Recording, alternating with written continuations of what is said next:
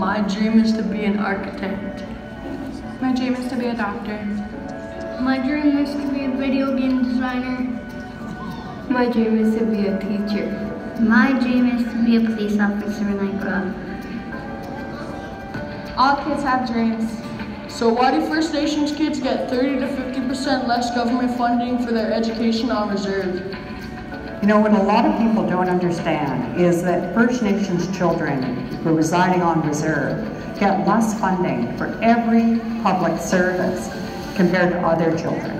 The reason for this inequality is that although provincial education, health, and child welfare laws apply on and off reserve, the federal government of Canada pays for services like education on reserve, whereas it's paid by the provincial governments for all other children and young people in Canada. And as the Auditor General and many others have noted, in almost every area of First Nations children's experience, they get between 20 and 30% less funding than non-Aboriginal children. And this has been going on for decades. On reserve, schools get about $4,000 less per student per year compared to provincially funded schools, but that's a national average, meaning that's across the whole country. So if you go in some regions, the gap is even bigger.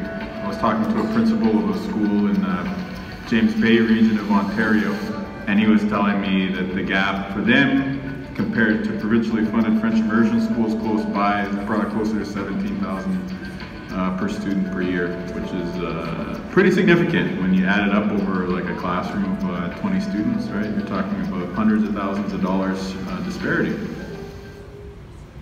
In the Canada of my dreams, all kids. All kids. All kids. Including First Nation kids on reserves. Have fair funding for school sports teams, Technology. language and culture, science labs, Excellent teachers and specialists. and healthy food. I was up north teaching in 2007-2008, and at that time there were, I think, 4 computers for 300 students in the school. There were, in a class of 40 students for a math class, there was maybe 10 textbooks. So the lack of supplies, even in terms of like paper and pencils and erasers and things like that, the school does provide that stuff, but in such a limited way that it's not feasible for all kids to have access to those supplies. And so we see our students falling between the gaps, whether that's academically, socially, spiritually, all of those elements of their total well-being. We need a holistic system and fund it properly so that our students can regain who they are as a people, and so that our nationhood comes back fully. And that the start of it is to have equality of funding.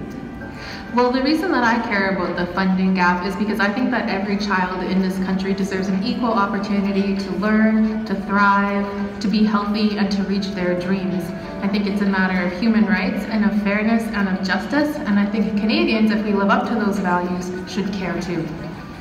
I think once the proper funding is in place, who knows how far our children will go. If we could see the equality come into place, you would see First Nations people thrive. You would see our students, stand up. You would see them in the workforce. You would see that pride build. It would be amazing if only we could reach equality in this country. If we really are a society that's comfortable at any level to have children racially discriminated against so that we can host the Olympics, so that we can build a brand new highway, so that we can do all of these things, then let's put that right up there with the national anthem. Let's own that description. That if racial discrimination against kids or against anyone is something that we're all against, which I believe to be true in society, then people have to take action.